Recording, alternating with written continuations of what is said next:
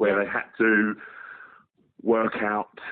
We watched a video clip of a young boy who was given pocket money and what he could do with that pocket money, and then he had to then go away and investigate and work out better ways to best spend his money.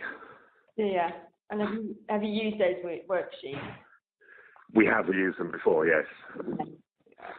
So just to be really clear, so when I go away and type this up, Yep.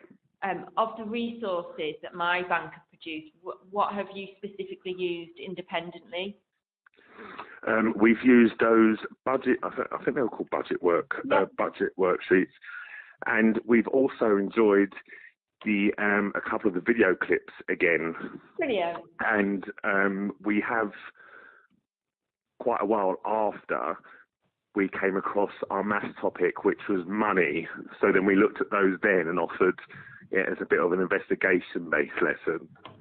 Yeah, okay, lovely. Okay, there were some quite specific things that the sessions were trying to teach the children. One was about, money must be earned first to be able to have financial choices. Do you think that they understood that concept? I think a lot of mine understood it a lot more after the lesson. I think if you had gone in with that sort of question beforehand, as you can see from the questionnaires anyway, from what they knew from before the workshop to when they knew after, little things such as even the word budget, now understanding what it actually means.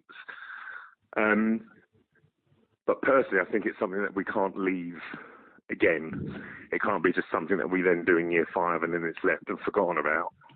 Okay, you need to build on that momentum.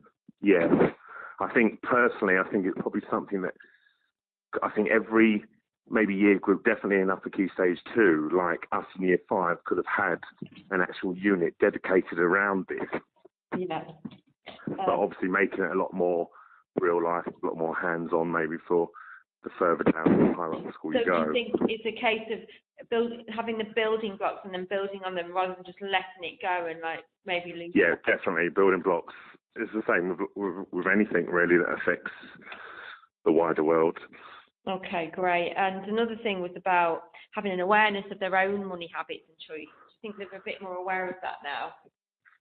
Yeah, because we had the sort of discussion, a quick show of hands, how many people get pocket money, what do they do with that pocket money, etc. And then it was just, from what we had learned and sort of talking to each other, how best they could then stretch that money to things that they really need, looking at wants and necessities rather than luxuries, and just follow them from there. Brilliant. And have you had any kind of evidence or anecdotal evidence that maybe they've changed the way in which they think about money in that way since then? Nothing actually recorded in books on paper, but just from discussions. Yeah, okay. And do you think that your pupils that have understand that financial choices have consequences? Yeah, I think they do. And I think that was what sort of helped us within that last and third session, because one thing I remember being brought up in discussion was this thing of taxes, for example. What is it? And then obviously that's a new path that you could then take, and then it then lends itself again to that sort of investigation side of things, so you can actually work out through their maths knowledge of how much money they may potentially get, how much money they have to give away. So there was a lot of other paths that we could have then gone down. Yeah, okay. And so the needs and wants element is something that you think they understood in terms of there's a difference between that? Yeah. Excellent. And the final thing is thinking about the future. So do you think that they understood that good money habits they set up now will help them in the future?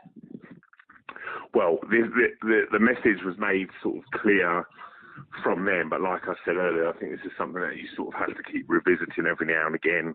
Yeah, okay. Because obviously in terms of the vocabulary that we use and the process of what actually happened, there was quite a lot to sort of remember, and I'm just knowing year 5 in that area that we're in, if you leave something too late, they're going to seem to forget it. Yeah.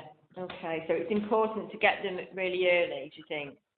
Yeah, and potentially even something like maybe like a a one-off follow-up session further down the line.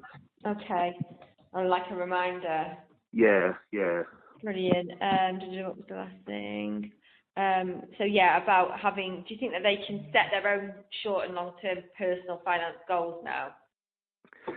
Yeah, I'm not saying that some of them are completely confident with doing it just because of their own ability, etc., and their own financial background with family and things like that. But I think the majority of them, definitely the ones who are very into their maths,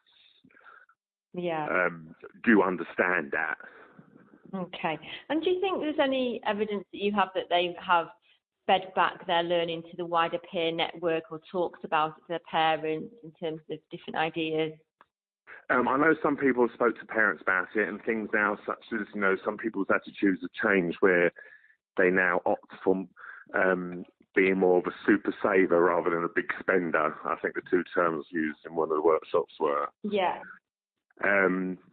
Because I think what it was is, like anyone, if you was to throw real facts in front of them, like shock value facts of where this money actually goes, then I think knowing that they're in that position where they can save because they don't have those outgoings, I think I was positive to say that most of them did change their attitude on spending.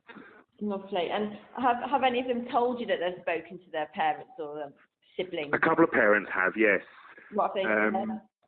And it seems to be there was 2 Bangladeshi children in my class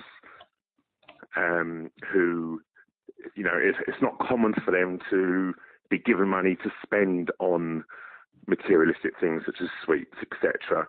And they're more programmed to think that, like what you said earlier, that this money has to be earned. Yeah. And what you do with it is up to you, but once it's gone sort of attitude. Yeah. So there was one girl in my class, for example, Tazeen, who is a very able child, gifted child, so she understands the ins and outs of what we spoke about. Yeah. And she understands that there are consequences in place for, sort of careless spending, etc., which is why I think a lot of them now come to that mentality where, it's best to save sometimes. What had she told her parents? What did they say to you? The parents didn't say anything to me.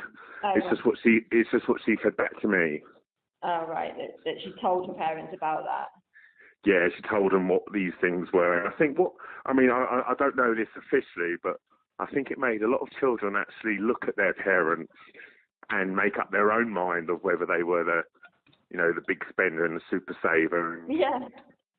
It put a lot of things into context for them, particularly those that have, quite a few brothers and sisters, etc., and how much that money can actually stretch.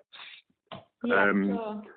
Yeah. Okay, lovely. And do you think that if you were to receive the resource pack, that you delivering those sessions in class would have the same impact? And do you think you have the ability to do that? I think we definitely have the ability to do that. Yeah. I'm not saying it's going to be on par with how the people came into our shop to do it. A, because it's their charity workshop, do you know what I mean? And B, it's something that they're used to doing. But in terms of knowing our children and what will work best, etc., and what things to teach more of, I do feel confident we can do that. Yeah, okay. Do you think the actual impact of it would be the same in terms of them remembering it in the same way? I think it will, and I think what's helped is that, the My Bank workshop has provided the foundation and the stepping stones.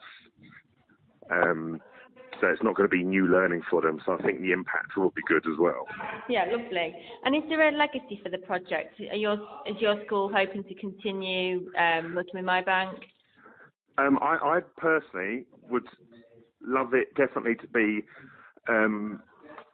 a regular thing for year 5, particularly because their objectives tie nicely with it.